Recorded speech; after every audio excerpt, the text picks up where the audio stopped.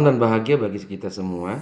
Berikut adalah aksi nyata tugas modul 1.4, topiknya budaya positif bersama saya, Suhartono Silaban SPD, Angkatan 11, CGP Kabupaten Humbangan Sundutan, BBGP Sumatera Utara.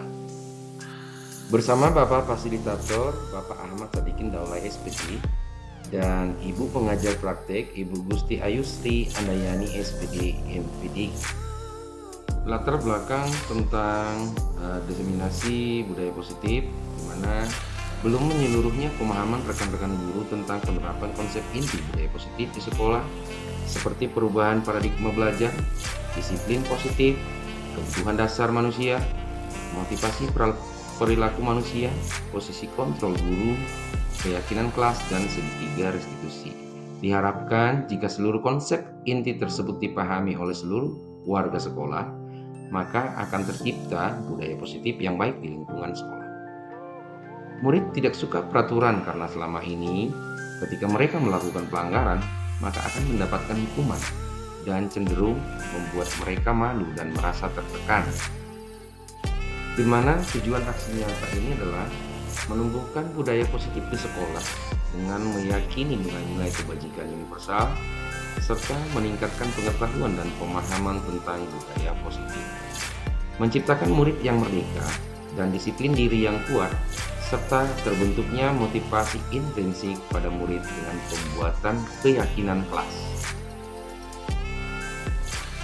Apa saja tolak ukur dalam pelaksanaan aksi nyata tersebut? Di sini adalah di mana terlaksananya diseminasi konsep inti budaya positif di sekolah. Terbentuknya keyakinan kelas melalui kegiatan kesepakatan kelas yang dilaksanakan bersama wali kelas atau guru dengan pelaksanaan curah pendapat. Dan berikutnya, murid mampu menerapkan dan menjalankan keyakinan kelas yang sudah dibuat dan disepakati. Terlaksananya penyelesaian masalah murid menggunakan penerapan segitiga restitusi.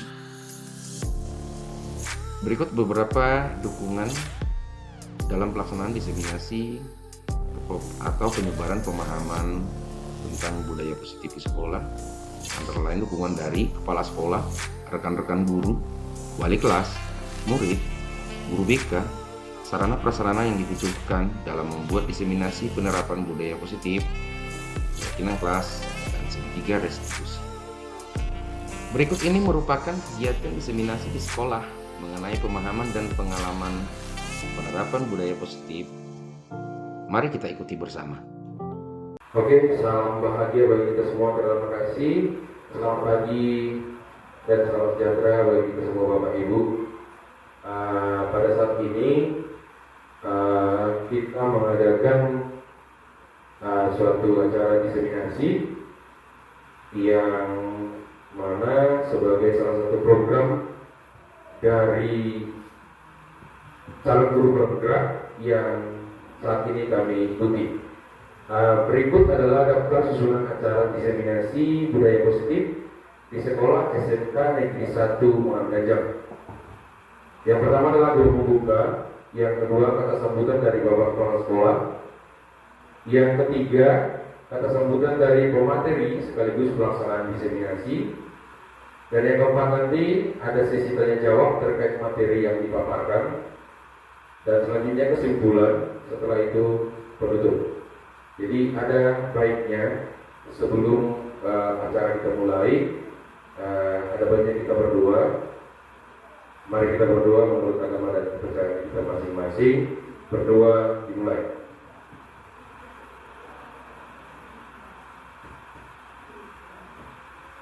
Berdoa selesai. Acara selanjutnya yang kedua adalah akan sambutan dari Bapak Kepala Sekolah SMK Negeri 1 Muhammad Gajah. Waktu dan tempat kami persilakan.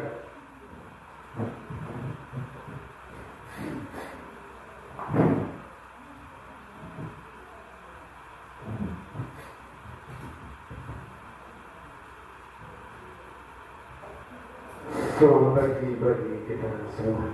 Selamat pagi. Terima kasih kepada Bapak Silaban yang memberikan kesempatan kepada saya sebagai sambutan dari kepala sekolah. Kalau saat ini Bapak Kepala Sekolah berada di sini, Jadi saya mewakili kepala sekolah sesuai dengan arahan dari Bapak Ibu.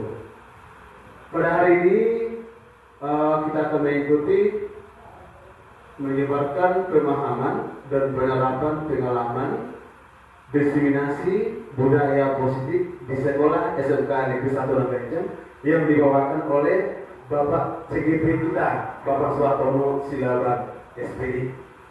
Untuk itu, lewat diseminasi ini nanti, buat Bapak yang menjadi calon guru penggerak, semoga dapat mengamalkan, mengejawantahkan budaya positif ini di sekolah, sekaligus menghayalkan bagi kami, bagi guru-guru di sini, sehingga sekolah kita lebih maju.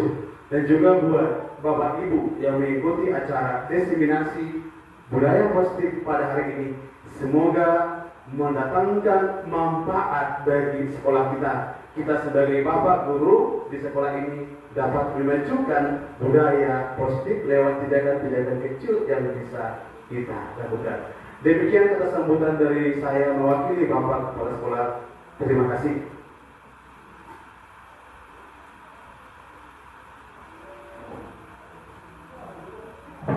Terima kasih kepada Bapak Kepala Sekolah pada saat ini diwakilkan oleh Bapak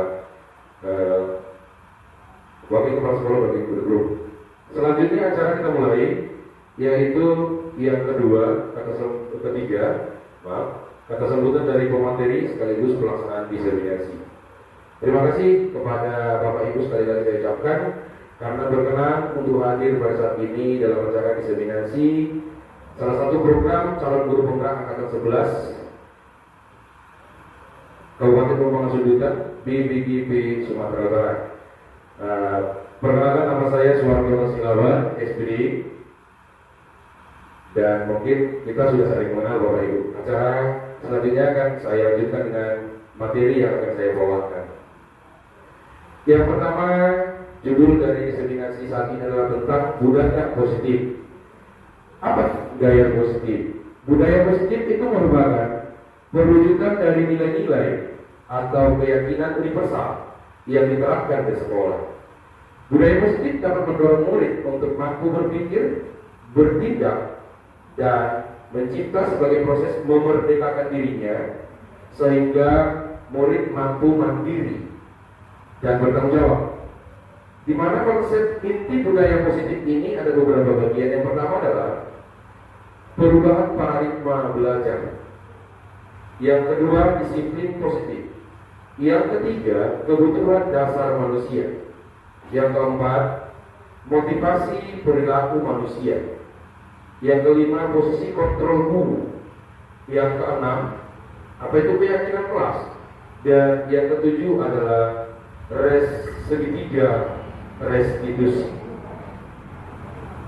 Selanjutnya yang pertama adalah tentang perubahan paradigma belajar, di mana kita sekarang sudah melaksanakan kurikulum merdeka, di mana perubahan paradigma belajar ini adalah di mana pembelajaran dengan paradigma baru merupakan pembelajaran yang dirancang berdasarkan pembelajaran berdiferensiasi, sehingga para peserta didik belajar sesuai dengan kebutuhannya berdasarkan tahap perkembangan sesuai teori psikologi modern untuk mewujudkan profil pelajar Pancasila.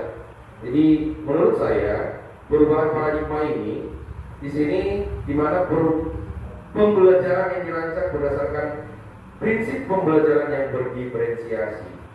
Saya yakin dan percaya rekan-rekan saya Bapak Ibu guru sudah melaksanakan ini bagaimana pembelajaran yang berdiferensiasi, di mana seperti sedikit yang sudah kita laksanakan. Yang pertama adalah pengenalan peserta didik, setelah itu membuat asesmen dan juga ada pendekatan secara pribadi dan bagaimana kita sistem pembelajarannya yang berbeda dari satu orang ke orang yang lain. Oke. Selanjutnya disiplin positif. Apa itu disiplin positif? Disiplin positif adalah pembiasaan hal yang baik, mencakup sikap atau perilaku maupun tutur kata oleh seluruh warga di sekolah terutama bagi murid agar dapat berkembang menjadi pribadi yang kritis, mandiri, dan bertanggung jawab. Di mana ini termasuk elemen dari topik belajar Pancasila yang kita tahu. Selanjutnya, sebagai pendidik, tujuan kita adalah menciptakan peserta didik yang memiliki disiplin diri sehingga mereka berperilaku mengacu kepada nilai-nilai kebajikan budi peserta dan memiliki motivasi dalam diri menuju perubahan perilaku ke arah yang lebih baik. Di mana motivasi dalam diri ini adalah motivasi dari intrinsik, bukan ekstrinsik.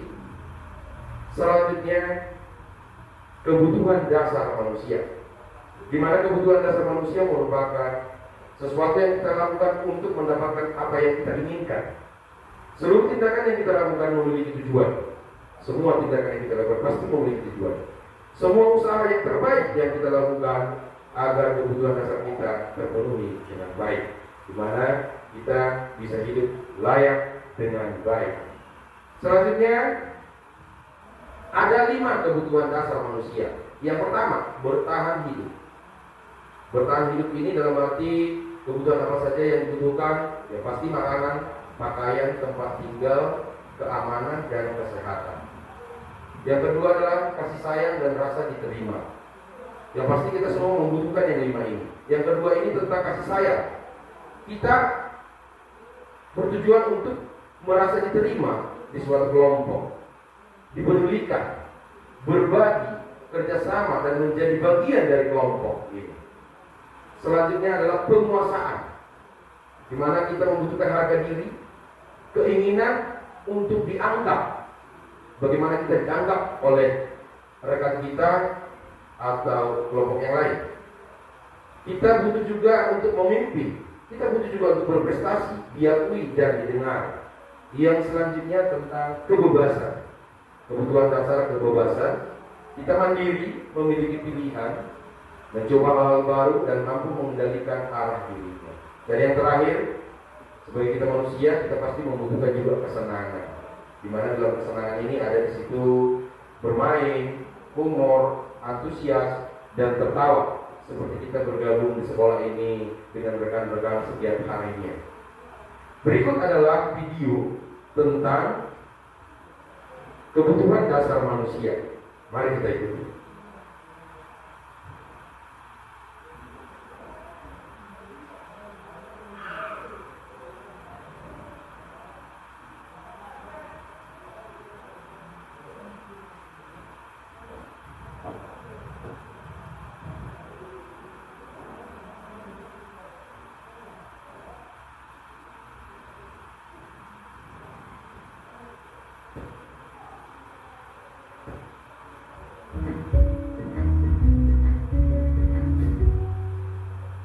Salam dan bahagia Ibu dan Bapak Guru hebat.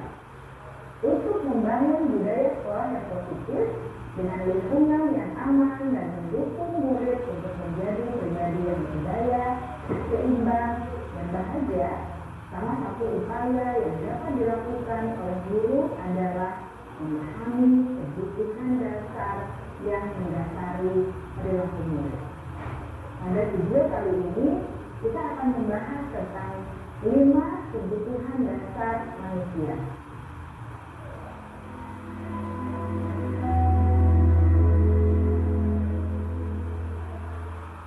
Ki Hajar Dewantara dalam salah satu tulisannya menyatakan, kita ambil contoh perbandingannya dengan hidup tumbuh-tumbuhan. Seorang petani dalam hakikatnya sama kewajibannya dengan seorang pendidik yang menanam padi misalnya. Ia dapat menguntung tumbuhnya padi. Ia dapat memperbaiki kondisi tanah, memelihara tanaman padi, memberi pupuk dan air, membasmi ulat-ulat atau jamur-jamur yang mengganggu hidup tanaman padi, dan lain sebagainya. Ketika guru memahami kebutuhan apa yang mendasari perilaku murid, dan guru berusaha mengukur dan mendukung murid dalam memenuhi kebutuhannya secara positif, pada hakikatnya guru tersebut ibarat seorang petani yang sedang berusaha memahami kebutuhan masing-masing tanaman. Dan ia berusaha memenuhi kebutuhan tanaman tersebut agar dapat tumbuh dengan subur dan optimal. Dr. William Glaser, seorang psikiater dari Amerika Serikat, menyatakan bahwa seluruh tindakan manusia memiliki tujuan tertentu, yaitu memenuhi kebutuhan dasarnya. Ketika kelima kebutuhan dasar telah terpenuhi secara memadai, maka murid akan tumbuh dengan seimbang dan bahagia. Sebaliknya, ketika kebutuhan dasar tidak terpenuhi dengan baik, maka seseorang akan mengalami emosi negatif, seperti bosan, sedih, dan kecewa. Maka mereka dapat melakukan perbuatan yang bertentangan dengan nilai-nilai kebajikan atau melanggar peraturan. Dengan kata lain, perilaku buruk seseorang biasanya adalah respon dari kebutuhan yang tidak terpenuhi. Namun, mereka tidak tahu cara untuk menyampaikan. Ada 5 kebutuhan dasar manusia menurut Dr. William Glaser, yaitu yang pertama, kebutuhan untuk bertahan hidup atau survival. Yang kedua, kebutuhan untuk merasa diterima atau love and belonging. Yang ketiga, kebutuhan akan kebebasan atau freedom. Yang keempat, kebutuhan akan kesenangan atau fun. Dan yang kelima, kebutuhan akan penguasaan atau power.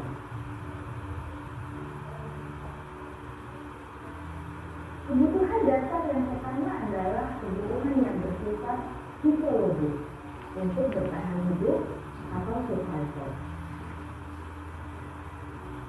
Misalnya, kesehatan, rumah, dan makanan.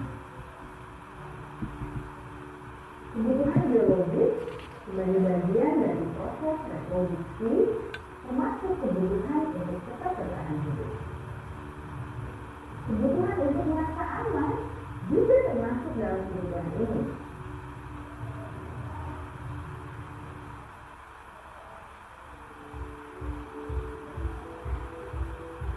Agar murid dapat belajar dengan baik, kebutuhan mereka akan merasa aman, pangan, sandang, dan papan harus terpenuhi. Bagaimana mungkin mereka dapat belajar dengan baik bila mereka datang ke sekolah dengan perut yang lapar atau bila rumah mereka kebanjiran?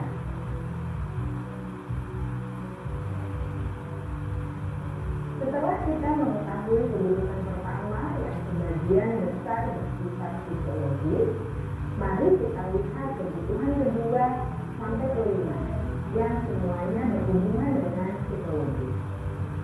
Mari kita lihat kebutuhan yang kedua, yaitu kebutuhan akan perasaan diterima oleh kelompok atau komunitasnya, atau kebutuhan love and belonging.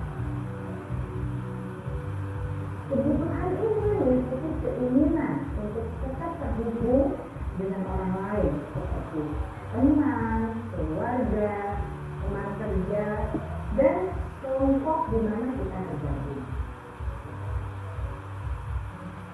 Setiap murid ingin menjadi bagian yang berharga dari kelas dan juga sekolah. Mereka juga ingin diterima oleh orang lain dan kelompoknya.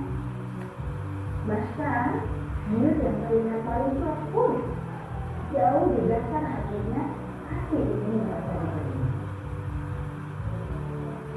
Sebagai guru, seharusnya kita dapat menerima murid kita apa adanya, sesuai dengan kodratnya.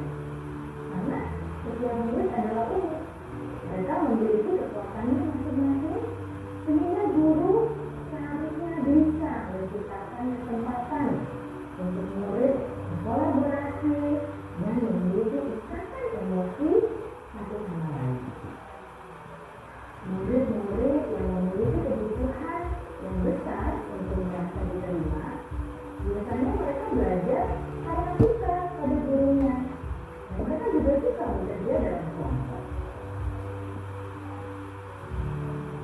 Kebutuhan yang ketiga adalah kebutuhan akan dibebaskan atau kebutuhan membuat pilihan. Murid harus diberi kesempatan untuk membuat pilihan dan bertanggung jawab atas pilihan yang mereka telah ambil. Memberi mereka kebebasan bukan berarti membiarkan mereka melakukan apa saja yang mereka mau, melainkan lebih memberi mereka kesempatan untuk membuat pilihan, menyuarakan pendapat mereka dengan percaya diri, dan memberi mereka kesempatan untuk mencoba hal-hal yang baru. Pembelajaran dengan metode yang beragam dan menarik juga akan memenuhi kebutuhan murid tentang kebebasan ini. Pembelajaran berdiferensiasi di mana guru menyediakan beberapa jenis tugas yang bisa dipilih oleh murid sesuai minat mereka, sangat baik untuk mengembangkan murid menjadi lebih mandiri dan memiliki motivasi internal. Karena kebutuhan akan kebebasan pada dasarnya adalah kebutuhan untuk mandiri, memiliki otonomi, memiliki pilihan, dan mampu mengendalikan arah hidupnya sendiri.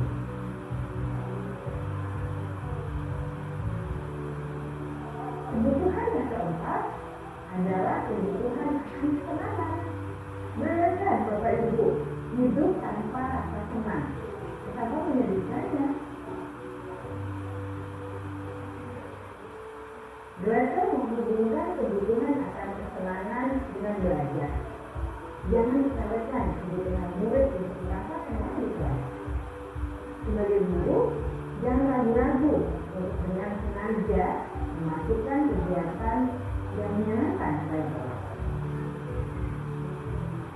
Murid-murid dengan kebutuhan dasar kesenangan yang tinggi ingin menikmati apa yang mereka lakukan. Mereka juga konsentrasi tinggi saat mengerjakan hal-hal yang disenangi.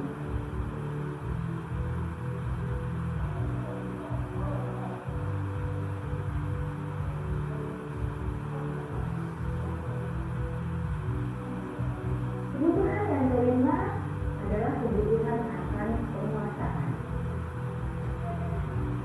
Setiap murid memiliki kebutuhan untuk merasa kompeten, menjadi terampil, diakui pencapaian dan keterampilannya, didengarkan, bisa membuat dampak dan pengaruh, dan memiliki rasa harmoni. Maka sebaiknya diberi kesempatan untuk membuat keputusan tentang hal-hal yang penting dalam hidupnya yang tidak merasa dikontrol oleh hakim.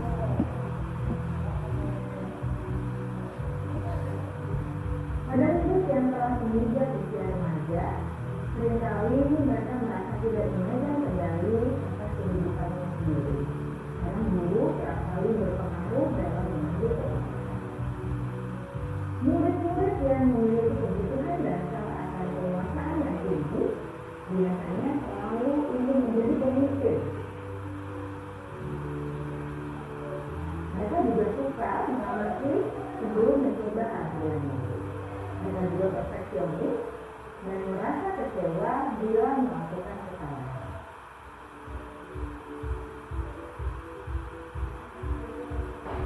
Ibu dan bapak guru sangatlah penting bagi kita untuk mengetahui kebutuhan dasar murid-murid agar kita memahami alasan dibalik sikap dan tingkah laku mereka. Bila murid berperilaku buruk atau melanggar peraturan sehingga tindakannya tidak sesuai dengan yang dibagikan, maka guru harus mencari tahu alasan yang mendasari tindakan tersebut dan kebutuhan apa yang belum terpenuhi. Melalui percakapan dengan guru dalam pendekatan disiplin positif, murid dapat diajak untuk bersikap reflektif dalam mengenali kebutuhan-kebutuhan yang berusaha mereka penuhi dan mendasari tindakan mereka. Jika guru mengabaikan perilaku murid-murid, maka perilaku tersebut akan berpengaruh pada suasana kelas yang kurang kondusif dan dan akan berpengaruh pada tujuan dari pendidikan itu sendiri. Oke, selanjutnya Bapak Ibu, kita sudah melihat tadi video tentang 5 kebutuhan dasar manusia yang saya ambil dari video Menteri Pendidikan, Kementerian Pendidikan. Selanjutnya kita lanjut tentang motivasi perilaku manusia. Motivasi perilaku manusia ini di mana ada hukuman, konsekuensi, dan restitusi. Kenapa hukuman? Kenapa konsekuensi dan restitusi? Di mana hukuman ini, di mana terlaksananya tidak terencana. Tiba-tiba murid tidak tahu apa yang akan terjadi, bersifat satu arah, berupa hukuman fisik dan psikis, ya. Di mana otomatis pasti kalau hukuman ini berdampak pada murid dengan perasaan tidak senang. Nah, kalau konsekuensi, di mana terencana, disepakati sesuai aturan, murid tetap dibuat tidak nyaman. Tadi sudah tidak nyaman, tetap juga dibuat tidak nyaman kalau ada konsekuensi. Dan sikap guru selalu memonitor murid. Dan yang terakhir, yang paling baik adalah restitusi. Apa itu restitusi? Pelaksanaannya adalah proses menciptakan kondisi bagi murid untuk memperbaiki kesalahan. Di mana prosesnya ini ada kolaboratif yang mengajarkan murid untuk mencari solusi sendiri. Jadi siswa itu kita arahkan untuk mencari solusi sendiri dan kita berkolaborasi dengan siswa kita sendiri. Selanjutnya ada 5 posisi kontrol guru. Ini sangat penting bagi kita. Di sini coba kita lihat dari slide-nya Bapak Ibu, ada penghukum, pembuat rasa bersalah, ada teman, ada bertindak sebagai pemantau dan sebagai manajer. Saya yakin pasti ini sudah pernah kita semua laksanakan, ya, sudah pernah semua kita laksanakan. Dimana coba kita simak nanti di sini, di mana posisi kontrol sebagai seorang guru yang lebih baik. Kita lanjut. Contoh di sini adalah Adi yang terlambat hadir ke sekolah. Kita bertindak sebagai penghukum. Nada suara tinggi, bahasa tubuh, mata melotot dan jari menunjuk-nunjuk, menghardik. Berikut sekilas tentang percakapannya. Terlambat lagi, pasti terlambat lagi, selalu datang terlambat. Kapan bisa datang tepat waktu? Kita tanyakan kepada diri kita, bagaimana perasaan murid bila guru berbicara seperti ini pada saat muridnya terlambat datang? Di mana hasilnya? Kemungkinan murid marah dan mendendam atau bersifat agresif. Bisa saja sesudah kembali duduk, murid tersebut akan mencoret-coret bukunya atau meja tulisnya. Lebih buruk lagi Bapak Ibu, sepulang sekolah, murid melihat motor atau mobil Bapak Ibu guru, mungkin akan menggores kendaraan tersebut dengan paku misalnya. Yang kedua, posisi kontrol yang kedua, kita menjadi pembuat merasa bersalah. Di mana di sini nada suara memelas, halus, sedih, bahasa tubuh merapat pada anak dan lesu. Adi, kamu ini bagaimana? Kamu sudah berjanji dengan ibu tidak akan terlambat lagi. Kamu kenapa ya senang sekali mengecewakan ibu? Ibu benar-benar kecewa sekali. Jadi dari hasil di sini, perasaan murid, pasti murid akan merasa bersalah juga. Bersalah telah mengecewakan ibu atau bapak ibu gurunya. Murid akan merasa menjadi orang yang gagal dan tidak sanggup membahagiakan orang lain. Ya. Lanjut, posisi yang ketiga sebagai teman. Ini mungkin sudah pernah kita juga laksanakan sehari-harinya. Di mana ada suara ramah, akrab, dan bercanda, bahasa tubuh merapat pada murid, mata, dan senyum jenaka. Adi, ayolah, bagaimana sih kamu? Kemarin kamu sudah janji ke bapak, bukan? Kenapa terlambat lagi? Sambil tertawa ringan. Ya, sudah tidak apa-apa. Duduk dulu sana. Nanti Pak Guru bantu. Kamu ini sambil senyum-senyum. Bagaimana perasaan murid pada saat itu? Murid akan merasa senang dan akrab dengan guru. Ini termasuk dampak positif. Hanya saja di sisi negatifnya, murid menjadi tergantung pada guru tersebut. Jadi dia menanti-nanti guru yang berbuat begitu. Jadi dia ketergantungan. Selanjutnya, bila ada masalah, dia merasa bisa mengendalikan guru tersebut untuk membantunya. Akibat lainnya dari posisi teman, Adi hanya akan berbuat sesuatu bila yang menyuruh adalah guru tersebut, karena dia merasa guru tersebut sangat membantu dia, bukan guru yang lain. Selanjutnya dia menjadi pemantau. Ya, di sini guru, Adi, tahu kamu jam berapa kita mulai? Tahu Pak.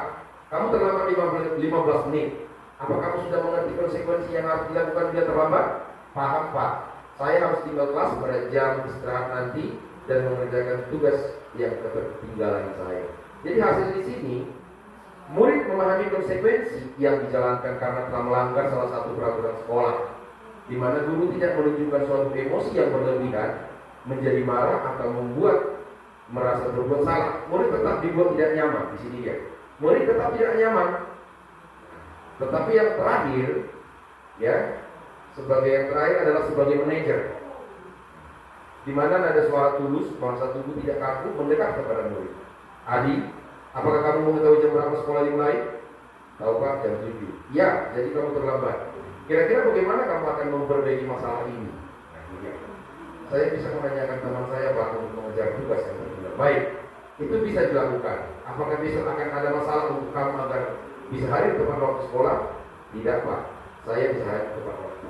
Baik, saya hargai usahamu untuk memperbaiki diri. Di sini perasaan siswa senang dan juga dia memiliki solusi karena sudah berkolaborasi dengan guru.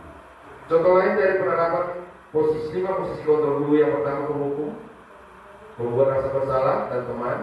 Di sini juga sudah hampir sama seperti yang tadi. Selanjutnya pemantau, sudah sama seperti yang tadi juga, di mana kamu sudah melakukan kesalahan dan sudah mengetahui konsekuensi itu. Pemantau, manajer, apakah kamu tahu kesalahannya, keyakinan sekolah apa yang kamu langgar, dan apa tindakan selanjutnya yang kamu perbaiki. Oke, coba kita lihat Bapak Ibu. Posisi kontrol apakah aku? Di sini saya kecewa sekali dengan kamu. Nah, ini dia. Kita lihat, posisi kontrol itu adalah membuat rasa bersalah. Yang selanjutnya, posisi kontrol apakah aku? Kamu tidak pernah benar melakukannya. Sekarang keliling lapangan 3 kali. Ini sering kita alami. Ini adalah penghukum. Posisi kontrol apakah aku? Yang selanjutnya, kira-kira bagaimana kamu memperbaiki masalah ini? Nah, ini tadi yang terakhir. Oke, inilah sebagai manajer. Jadi kita bisa memanajemen siswa, bagaimana dia mengetahui kesalahannya dan memperbaiki, mencari solusi untuk memperbaiki kesalahannya. Posisi kontrol apakah aku? Ayolah, lakukan demi bapak ibu, bapak atau ibu. Ini posisi sebagai teman, karena siswa merasa dekat dengan guru. Posisi kontrol apakah aku? Kamu terlambat 15 menit. Apakah kamu sudah mengerti konsekuensi yang dilakukan bila terlambat? Ini adalah sebagai pemantau. Pemantau ini adalah dengan data-data yang akurat, beberapa data yang dikumpulkan, dan itu akan sebagai bahan untuk memberikan manfaat kepada siswanya apa saja kesalahan yang telah dilakukan. Coba kita lihat Bapak Ibu.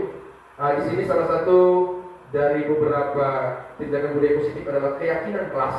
Saya rasa Bapak Ibu sudah melaksanakan ini di kelas masing-masing. Oke. Keyakinan kelas, apa itu keyakinan kelas? Keyakinan kelas merupakan kesepakatan kelas yang diyakini bersama guru dan murid, diyakini bersama dengan harapan dapat meningkatkan kedisiplinan murid. Keyakinan kelas berupa pernyataan universal, dibuat dalam bentuk positif dan bersifat abstrak. Keyakinan kelas hendaknya tidak terlalu banyak sehingga mudah diingat dan dipahami. Di mana keyakinan kelas ini semua warga kelas ikut berkontribusi dalam pembuatan keyakinan kelas lewat kegiatan mengutarakan pendapat atau curah pendapat. Kita lihat Bapak Ibu contoh keyakinan kelas berikut. Setiap anggota kelas perlu saling menghargai, merasa aman, belajar, senang, melakukan tugas, bekerja sama melaksanakan tugas, senantiasa menjadi diri terbaik, senantiasa membantu, selalu bersikap positif, percaya, dan menghormati orang serta barang miliknya. Hormat. Kami meyakini bahwa sangat penting untuk menghormati semua orang dan barang milik orang lain. Bekerja. Kami meyakini bahwa sangat penting untuk memetakan skala pekerjaan dan mengikuti kegiatan yang telah ditugaskan. Jadi ini kayak kelas dalam satu kelas, nanti ada videonya Bapak Ibu kita ikuti, di mana kegiatan kelas ini adalah dilaksanakan oleh guru dan murid dan dilaksanakan di kelas dengan curah pendapat. Berikut contoh yang saya laksanakan pendapat kelas tentang keyakinan kelas di kelas.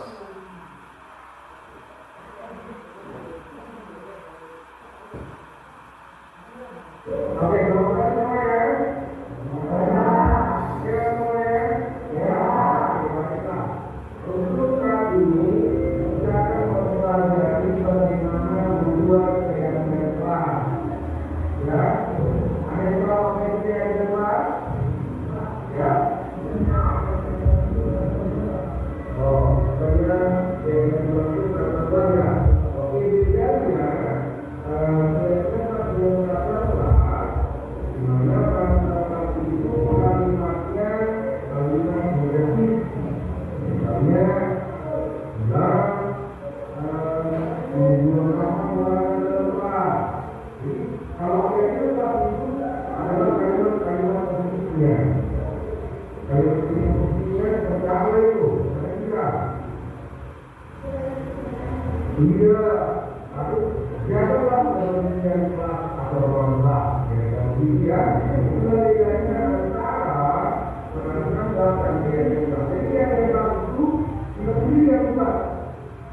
antara siswa dengan guru. Ada apa yang saya lakukan? Ya kalau gitu. Jadi kita benar-benar apa yang harus kita lakukan. Jadi sekarang untuk membuat dia yang bagus kita itu, apa yang saya inginkan pada sesuatu ini saya bagi nanti notnya. Nanti ini namanya kita pendapat. Kalau kita nanti kita semua ini yang kamu diberikan apa yang kamu berikan ya atau kamu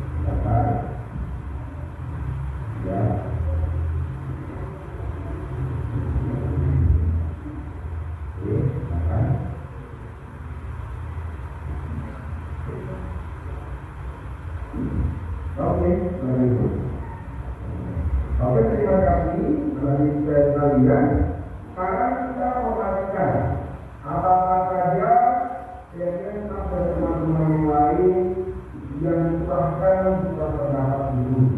Yang pertama ini adalah bertanya jika tidak mengetahui pelajaran, ya, jujur, jangan berlebihan, bertanggung jawab, bertanya jika tidak mengetahui dan tidak ada, jadi kita ambil satu saja, saling menghormati, sudah ada tadi saling menghormati, masuklah dengan tepat waktu, ya betul, tidak mengganggu teman, dan bertanggung jawab dari tenaga data yang kita pakai, bertanya jika tidak mengerti tidak ada tadi, tidak ada, masuk tepat waktu dalam kelas tidak, keluar masuk ruangan minta izin kepada guru, ya, oke, jujur, ya tadi pada jujur, saling bekerja sama saat tiket, oke, ini betul, keluar masuk kelas minta izin, nah tidak ada tadi data, oke, jadi ini belum tersimpulkan, inilah kegiatan kelas yang akan kita laksanakan di dalam kelas.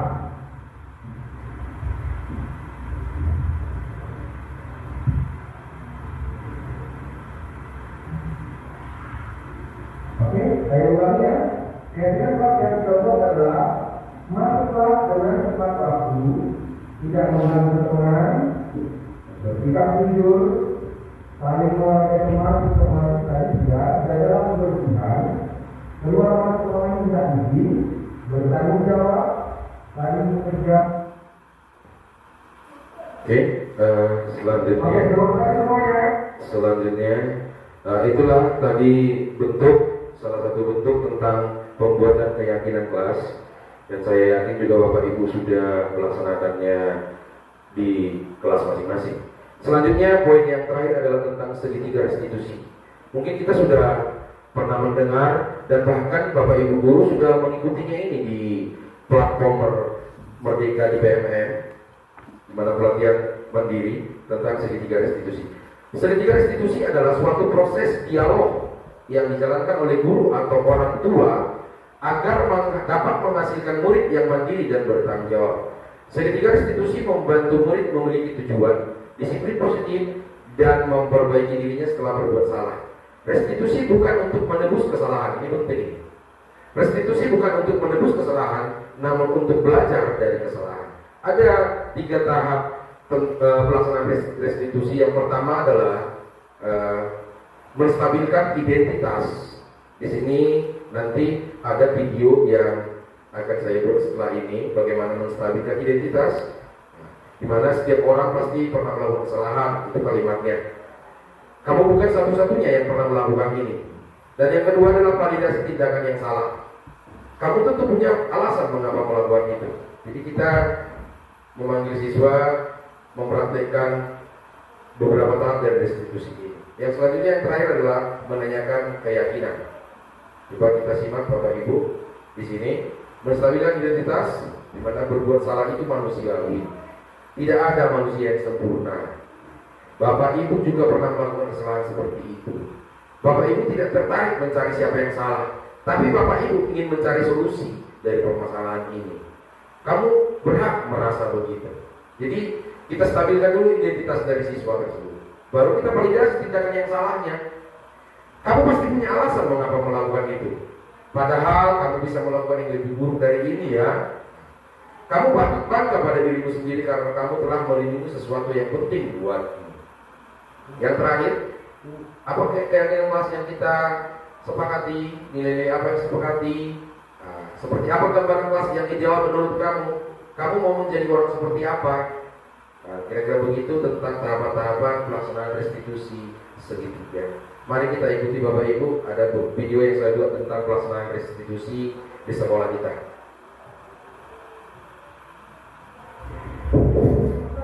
Selamat kalian dari dulu. Gimana kalian ya?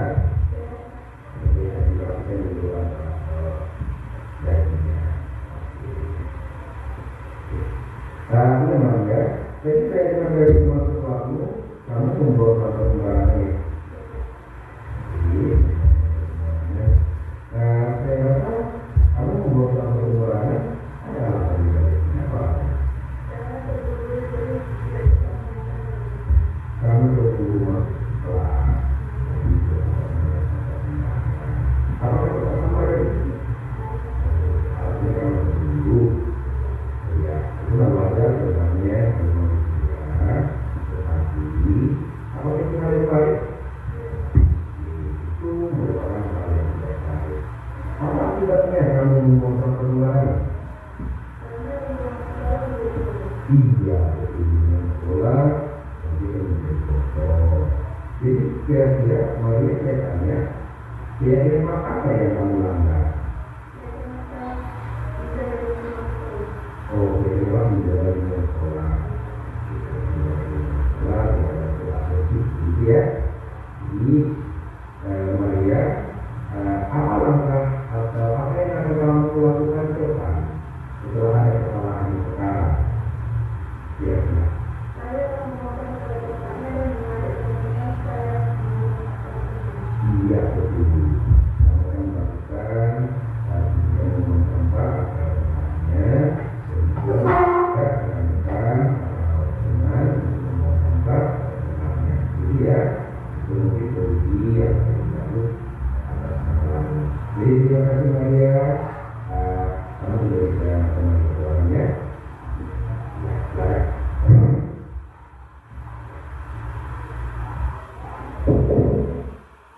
Itu tadi pelaksanaan restitusi segitiga Bapak Ibu.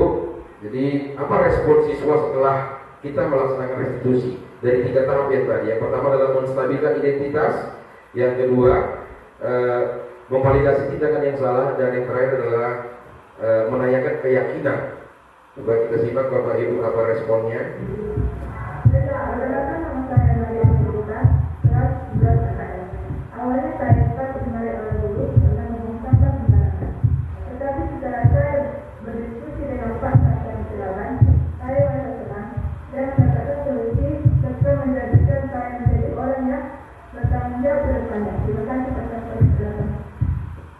Begitulah respon Nadim kita Bapak Ibu setelah melaksanakan restitusi. Coba kita lihat Bapak Ibu kasus yang kedua tentang penerapan restitusi di sekolah kita, segitiga restitusi. Ya, Bapak Ibu tahu. Ya, benar. Tadi saya dengar dari Bu Pike, kamu sering melamar masuk sekolah ya?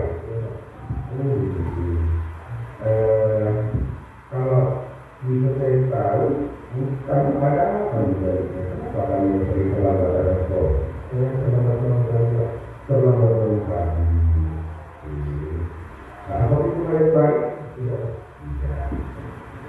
Jadi di rumah siapa-siapa saja yang bisa membawakan menjadi awal, ibu dan bapak, ibu dan bapak. Jadi harapannya kamu karena sering melamar kamu.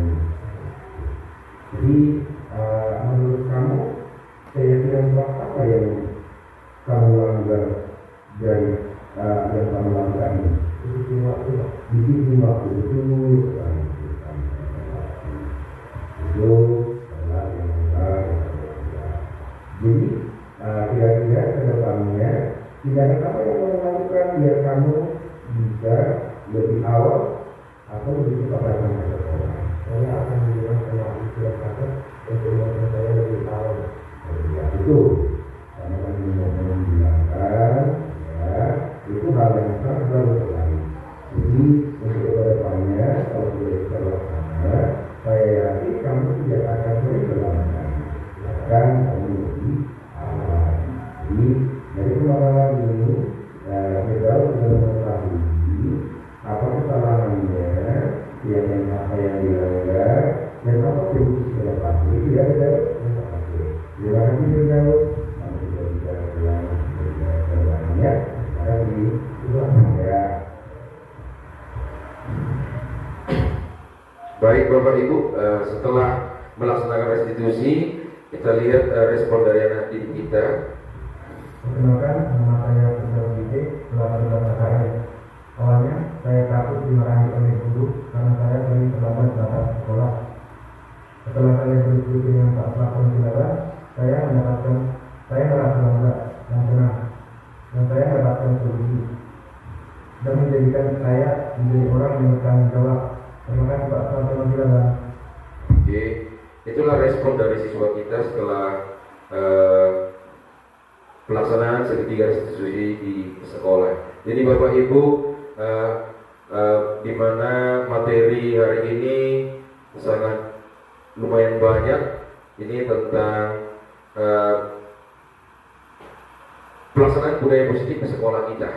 Ada tadi dari 7 poin ini, di mana perubahan paradigma belajar disiplin positif, kebutuhan dasar manusia, motivasi perilaku manusia, posisi kontrol guru, keyakinan kelas, dan juga segitiga restitusi. Inilah bagian dari semua dalam pelaksanaan budaya positif di sekolah. Dan yang pasti, pelaksanaan budaya positif di sekolah tidak akan berjalan dengan bagus secara berkesinambungan kalau tidak ada kolaborasi di antara Bapak Ibu guru, Bapak kepala sekolah, murid, orang tua, semua pemangku kepentingan di pendidikan di sekolah kita. Jadi untuk saat ini Bapak Ibu, materi yang saya bawakan dalam diseminasi hari ini sudah selesai, dan acara selanjutnya adalah ada sesi tanya jawab. Jadi saya berikan kesempatan kepada Bapak Ibu kita untuk berdiskusi dalam sesi tanya jawab. Jika ada Bapak Ibu yang mau bertanya, silakan Bapak Ibu tunjuk tangan. Waktu dipersilakan. Oh iya, silakan Bu.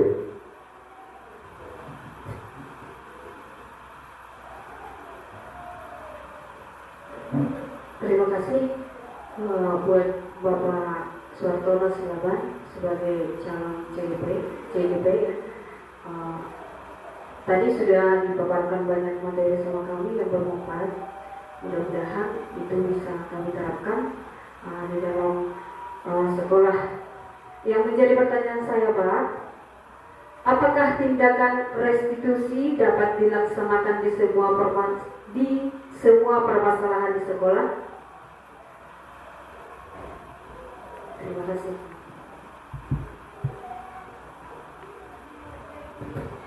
Oke, terima kasih kepada Ibu sekalian.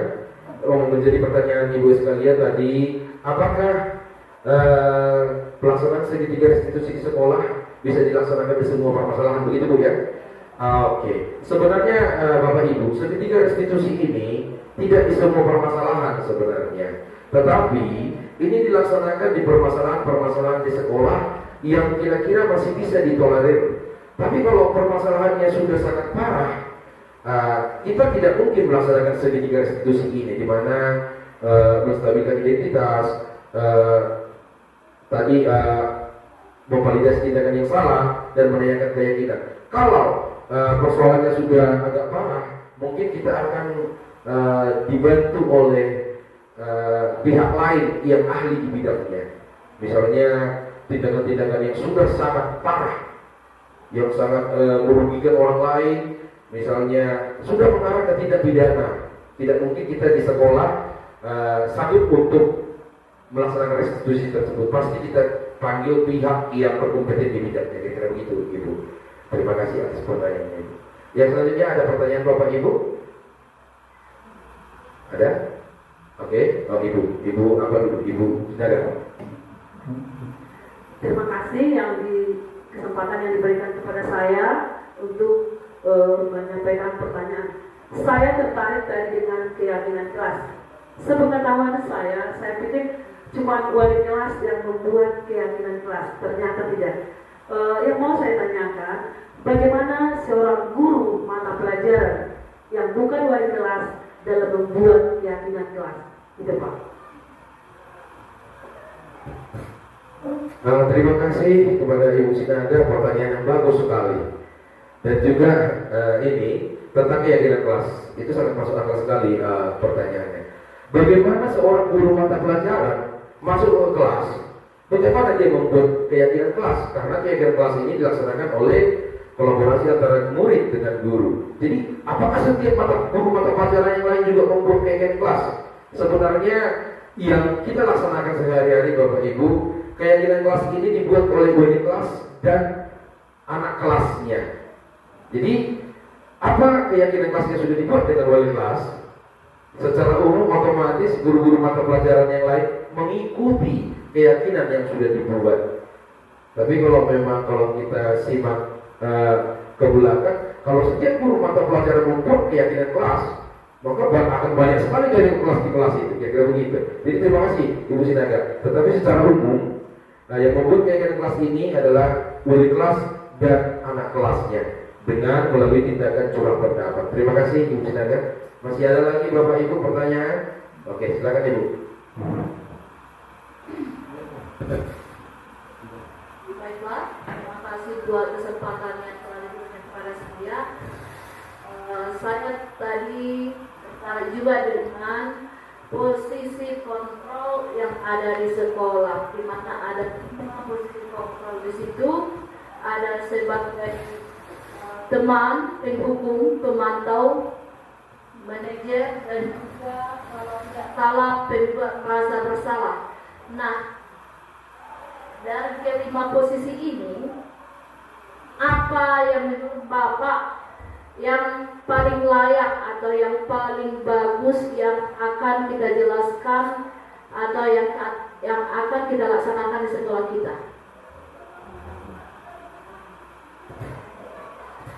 Terima kasih Ibu. Pertanyaan Ibu Guru tadi tentang ada 5 posisi kontrol guru. Posisi kontrol mana yang paling relevan, yang sejatinya yang dilaksanakan oleh seorang guru? Di sini Bapak Ibu, terima kasih atas pertanyaannya. Di mana dalam pembelajaran kurikulum merdeka, menurut Bapak Ki Hajar Dewantara, di mana murid kita itu merupakan individu yang unik dengan berbagai kemampuan, berbagai sifat yang berbeda.